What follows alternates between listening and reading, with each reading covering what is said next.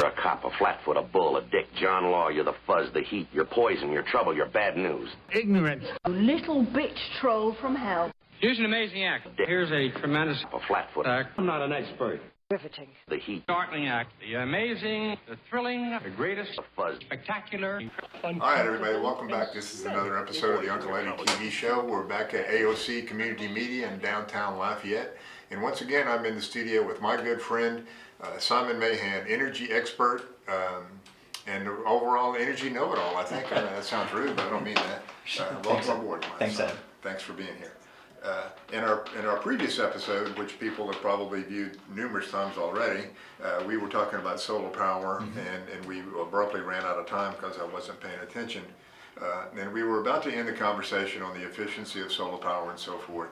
And I'm going to ask a fairly naive question that I think I know the answer to, but why don't I just have a solar power panel stuck on my hat that powers my phone and heats my coffee for me and so forth and so on. These things are, isn't Elon Musk making them now into literal ceiling or roof panels? That's right.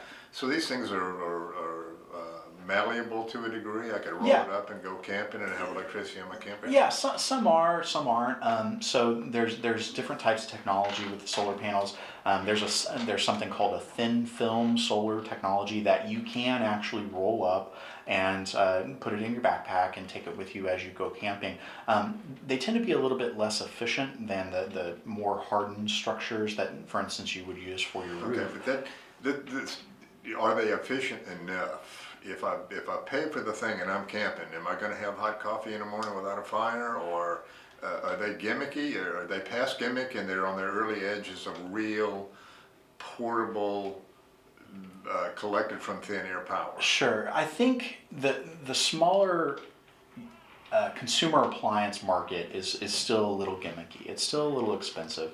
You know, perhaps the most successful consumer market for solar power were the watches and the calculators, for instance. I mean, but you were using a very small amount of energy to power a very simple process. Whereas nowadays, you know, we've got more computing power than the Apollo space missions, and our laptops are very efficient, but you do need to have a larger unit, a larger solar panel unit in order to collect that energy, and it needs to be out in the sun when the sun is shining. So it's not to the point yet where, you know, we're in the, you know, Honey, I Shrunk the Kids, where you've got the dad driving around and his car has solar panels on it. We're not there yet. Will we ever get there? I'm not quite sure.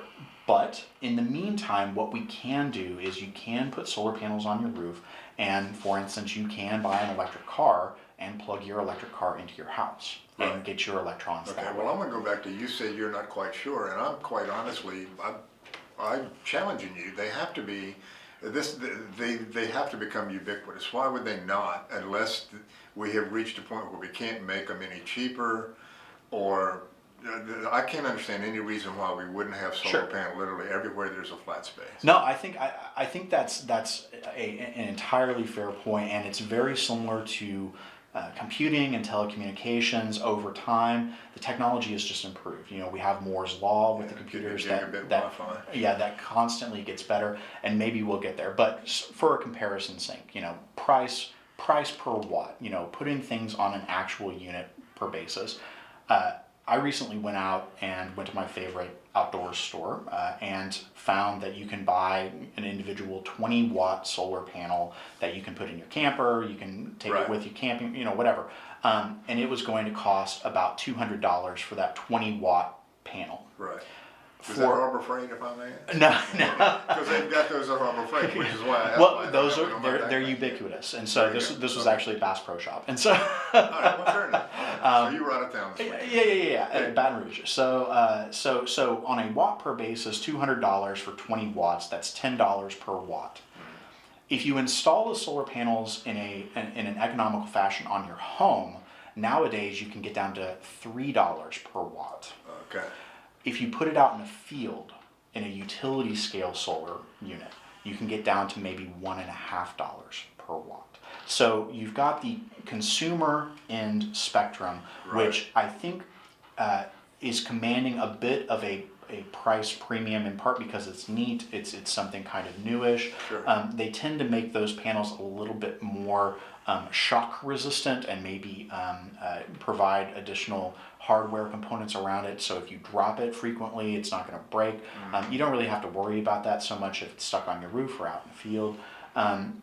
But there's a real massive price difference, almost a 10 to 1 difference between the smaller scale, put it in your backpack, walk outside and put it out there, versus the utility scale stuff that you can put out and make a massive farm with it. So far, it's cost per watt is why we won't have them everywhere. Well, I'm yeah, just right. dismiss that out of hand, that the price of those things is going to drop, and we will at some point be collecting solar in a lot of places we don't even think of now. Yeah. And that leads me to my future plan. Should I start creating batteries right now? Or if I Yeah. want to create batteries, how do the utility, battery seems to be the next thing. If I can't Right. literally generate it on the move, I need to take the battery with me on the move. Sure. Can solar powers charge these batteries for me? Yeah. And Yeah. at some point, I can tell the LUS and the gas company to kiss off. Right. Atmos people are sending me bills for $150 every 2 months or some kind of thing. All that can be gone.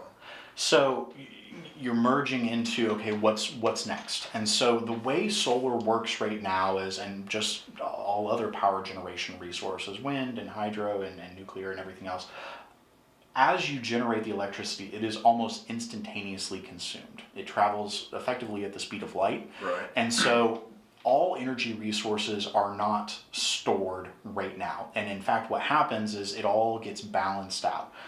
The electric companies and the larger grid operators look out tomorrow, how much power are we going to need based on some of the metrics they have, in the next hour, how much electricity are we going to need, what's the weather look like outside. If it's really windy and they have a lot of wind farms, they can bank on wind powering their electricity, and so they can shut down more expensive gas units, for instance.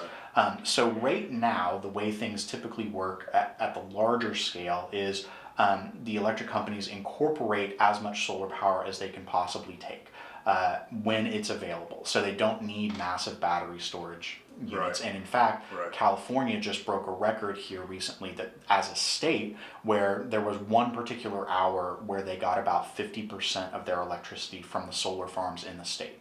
Wow. No batteries in order to try and store Right. that. It was just instantaneously used. Those types of records are being broken for wind power as well. So the grid operator that operates over It's Oklahoma. astounding to me. That's impressive. Yeah, they broke a record here recently, and they also got over 50% wind power for the whole Great Plains regions effectively.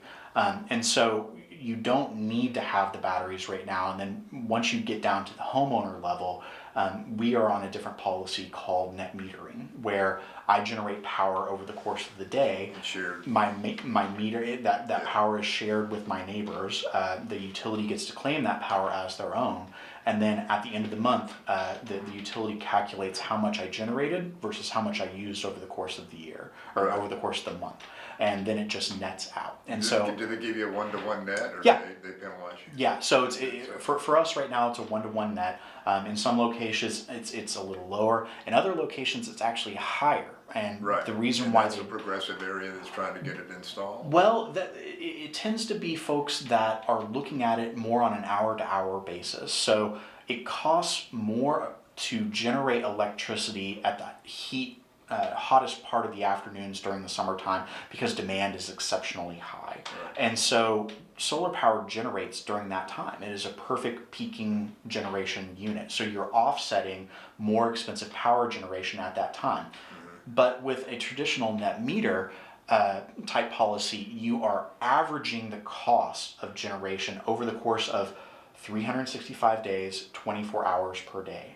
So even during times when power demand is exceptionally low, the prices are actually very low, you are incorporating that into an average price for a net meter. And so the more accurate way to look at it is something called a time of use rate, where you are generating Heard power. about this one? Yeah, you're generating power during the most expensive part of the day. And so you should get compensated at that higher price because you are offsetting higher price energy.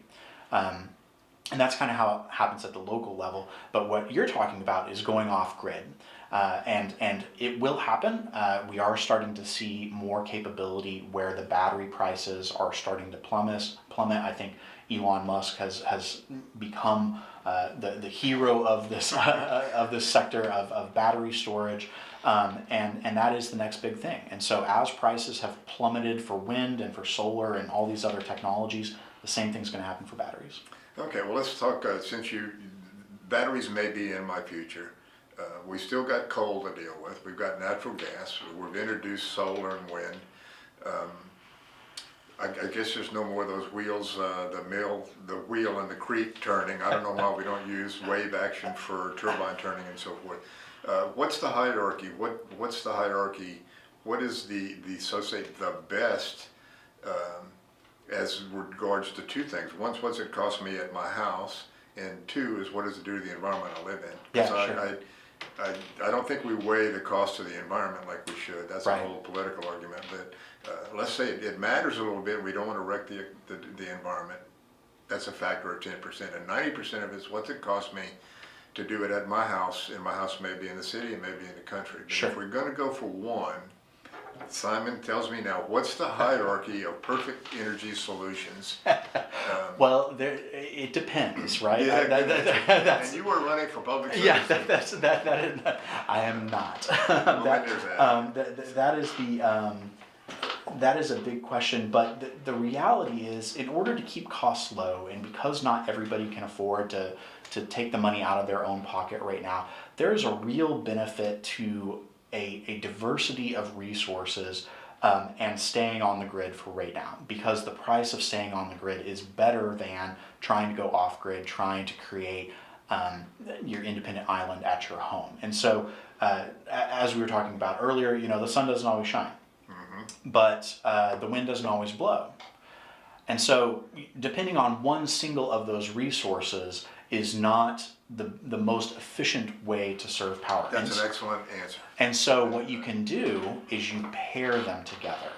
And it's this amazing phenomenon where it tends to be exceptionally windy when it's stormy.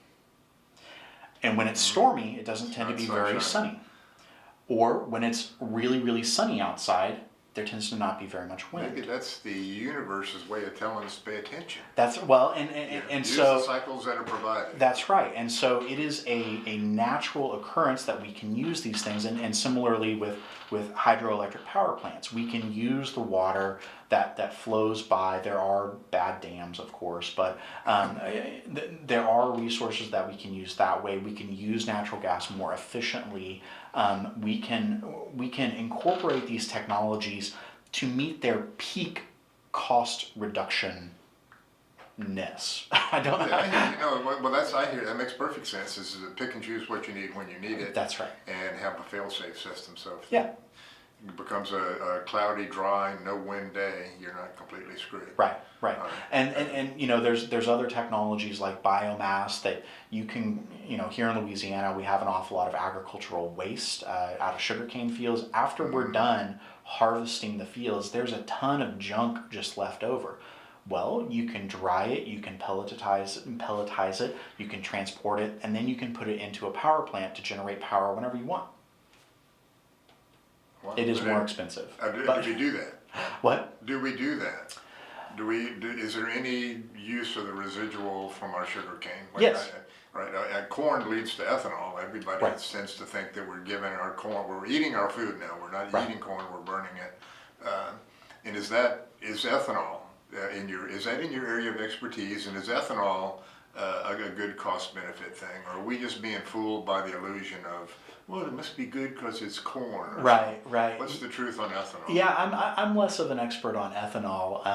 There are pros and cons associated with it. One of the bigger ones is you are swapping out perfectly good farmland for use for food, used for fuel now. Mm-hmm. And there may be an argument for having something like that. But could be mirrors instead of corn. They could be mirrors, and in fact, wind farms, for instance, you can still farm around them. And so you don't have to use up large swaths of true. land in Yeah. order to put a wind farm up. So there are some pros and cons, and it kind of goes back to your initial question of, what's the environmental impact of it?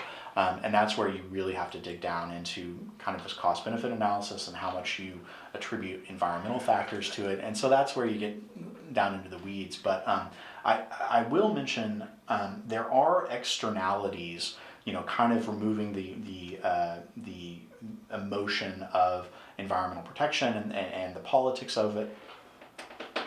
Just straight up economics with regards to energy use. There are costs that are not factored into the final cost. For instance, if you are burning coal, you are not always taking into consideration the added cost of having to dam up a river.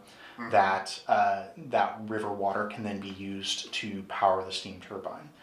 That's not necessarily something that's always considered in the actual price that's being sold, or Right. the air pollution that's coming out, the mercury that's being released, the carbon dioxide, the different types of mining tailings and toxic substances that come from that. Those aren't always incorporated in the final price. And so that's where wind and solar and biomass and hydro energy tend to be very disadvantaged, because they don't do all of that. They don't do all that, but they don't get credit. They don't get the credit It for doesn't it. show up in their bottom line. That's like right. that. And so that is an argument, because the renewable energy sector doesn't get the credit associated with being better stewards of the environment. The argument is they deserve a tax credit. They deserve some sort of incentive to level the playing field relative to these other technologies. The nuclear industry, the fundamental problem is, what do you do with the waste? Well, the answer thus far has been you store it for 10,000 years. 10,000 years. And so how do you pay for something when you have to store its waste product for literally longer than civilization? Forever, yeah. And that is a question that is not well answered, but not well received either. People not well always talk received. about that. And solar power and wind farms don't have that problem. And so how do you incorporate the savings associated with that with those? Well, one way to do it is through tax policy. Well, I was about to say, that comes back to where you have to have politicians and or a society that is intellectually invested. They've got to pay attention, and they've got to weigh it out. And as you well know, in our current environment, everything is black and white. There's very little room for gray, and you pick a side, and that automatically means you're against the other side. So as it comes down to people picking and choosing their power sources, and because generally speaking, the electric utility in an area owns the joint, it's kind of like cable TV, we're kind of stuck unless we have an active policy level. Which leads me to my question, and I don't know that this is strictly in your bailiwick either, but the news situation in Washington, let's just call it, we have a guy who's against almost everything that seems logical or progressive, just by virtue of he's an againster. What happens in the next 4 to 8 years with the EPA is gone? I'm fairly safe in saying, I haven't heard him say specifically, but solar power can take a hike. Are we screwed for 8 years or 6 years, or are we hopelessly mired? Should we focus strictly on the city council and Lafayette? What do we do now? Yeah, sure. Policy-wise. So I'm going to take a step back and say renewable energy is a nonpartisan issue. Should be. No, it is. Really? Poll after poll shows wild support. 80, 90%. You're talking about people, I'm talking about politicians. I'm talking, people eventually make up the politics. And that's actually what we've been seeing even in Washington. The dysfunction in Washington, folks can still come around clean energy policies to help the clean energy economy. And in fact, we have all these polls that go to show. You're right. You're encouraging me here. I hope you're right. I believe myself to be negative, as you probably think. I've been doing this work throughout the South for quite some time now, and the South has historically not viewed renewable energy very favorably, but because the economics have changed on it so much, that has totally flipped the script. And in fact, the vast majority of wind farms, for instance, are constructed in Republican districts. And so it's not a Democrat versus Republican thing. It is a jobs, economic development, tax revenue basis opportunity. It is another industry just like any other. And oh, by the way, there aren't any negative side effects associated with it. So it's not a partisan thing. And then there are other considerations, the federal production tax credit for wind energy and the investment tax credit for solar power. They are designed to phase out slowly over the next 4 or 5 years. And that is a legitimate thing for them to be phasing out because the prices are dropping so fast.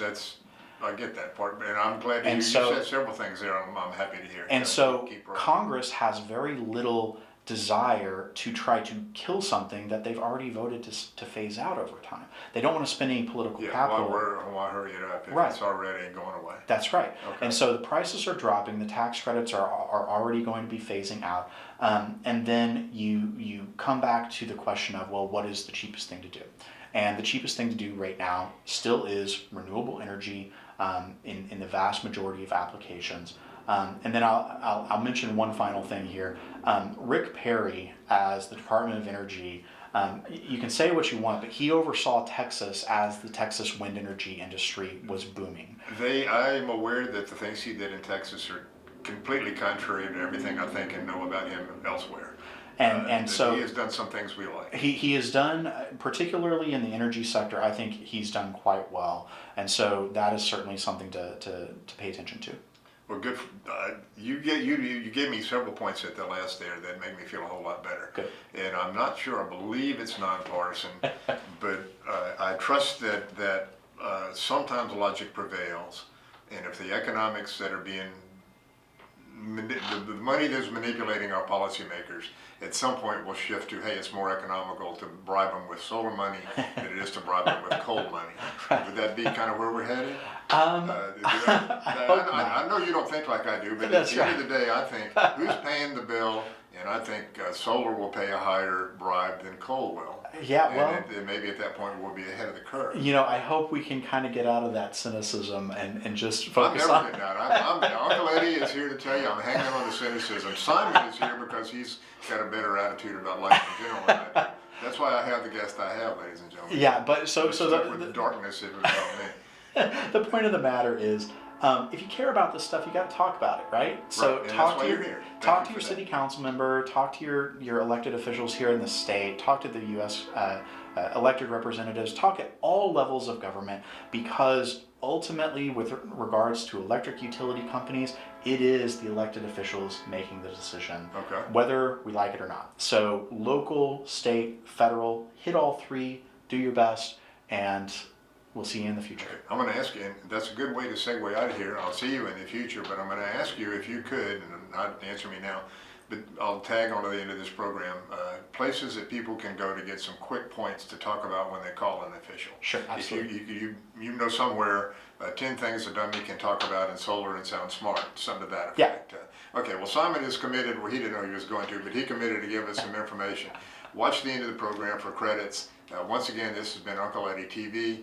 My guest, and I'm inviting you back again if you want to do this one more time. As long as you have information I can get, we'll take it. But thanks for coming in, Simon. Thanks, Ed. We will see those of you who see us again in a week or so. Thanks for tuning in to Uncle Eddie TV, and we are out.